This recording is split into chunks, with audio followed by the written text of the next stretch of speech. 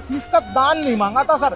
भगवान श्री कृष्ण ने शीश काटा था, और क्यों काटा था इसके पीछे भी एक पौराणिक कथा जुड़ी हुई है। सर मैं आपको बता दूं, ये कहा जाता है कि ये हारे का सहारा है, और ये जो हारते और उसकी तरफ से लड़ता। पांडव जीतते, कौरव हारते तो कौरवों की तरफ से लड़ता तो सबको मार देता। मगर शास्त्र तो कुछ और कहते हैं। इसके मस्तक काटने के पीछे एक कथा है, जो पुरानी कथा। आइए देखते हैं कि हमारे शास्त्र क्या कहते हैं। कि महाबली बर्बरी का वध किस कारण किया है वह मैं बतलाती हूँ। पूर्व काल की बात है कि मेरु पर्वत के शिखर पर जब देवता एकत्रित हुए थे, उसी समय बाहर से पीड़ित हुई ये पृथ्वी वहां गई और सब देवताओं से बोली कि आप लोग मेरा भार उतारो।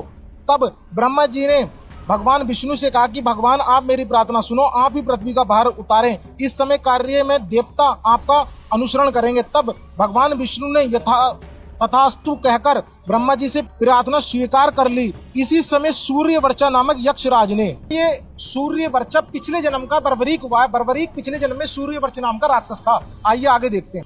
अपनी भुजा ऊपर उठाकर कहा कि आप लोग मेरे रहते हुए मनुष्य लोक में क्यों जन्म धारण करते हैं। मैं अकेला ही अवतार लेकर पृथ्वी का भार सब दैत्यों का संहार कर दूंगा। सूर्यवर्चा के ऐसे कहने पर ब्रह्मा जी कुपित होकर बोले कि दुर्मति, पृथ्वी का यह भार महान समस्त देवताओं के लिए भी दुस्सह है। उसे तू मोहवश केवल अपने ही द्वारा साध्य बतलाता है। हे मूर्ख, पृथ्वी का भार उतारते समय जब युद्ध का आरंभ होगा, उस समय श्री कृष्ण के हाथों तेरा शरीर का नाश होगा। इसमें संशय नहीं है। ब्रह्मा जी के द्वारा ऐसा श्राप प्राप्त हुआ था। ब्रह्मा जी के श्राप के कारण भगवान श्री कृष्ण ने उसका वध किया था, उसका शीश काटा था। और रामानंद जी महाराज हो गए, अनिरुद्धाचार्य महाराज हो गए, और भी हैं। और भी खाटू श्याम की महिमा मंडन इतने जोरों से करते हैं, जागरण मंच पे इतना भव्य दरबार लगा के। झूठी कथा, सिर्फ वेद शास्त्रों में जिस कथा का प्रमाण तक नहीं है, उस कथा को बड़े बड़े मंचों पे गाया जाता है और कहा जाता है कि हारे का सारा खाटू श्याम है और शीश का दान श्री कृष्ण ने मांगा था।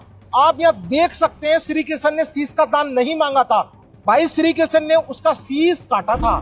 ये बिल्कुल भ्रांति फैलाई गई है। मैं सभी श्याम प्रेमियों से निवेदन करना चाहूंगा, आप एक्चुअल कथा सुनो और इन फर्जी बाबाओं के चक्कर में आके अपना जीवन व्यर्थ ना